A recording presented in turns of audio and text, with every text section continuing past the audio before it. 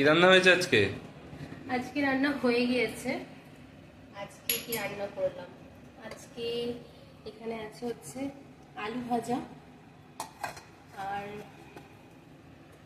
এটা আছে হচ্ছে বেগুন ভাজা, আর এখানে আমি পাঁপড় ভেজে রেখে দিয়েছি, আর আছে হচ্ছে নিরামিষ। আজকে সব কিছু নিরামিষ। কুমড়ো দিয়ে আলু দিয়ে একটু মিষ্টি মিষ্টি করে টক বানিয়েছি। আর আছে হচ্ছে একদম সব রকম সবজি দিয়ে খিচুড়ি বানিয়েছি। এটা আমার পার্থর দুজনেরই খুব পছন্দের, মানে আমরা খিচুড়ি খেতে দুজনেই খুব ভালোবাসি।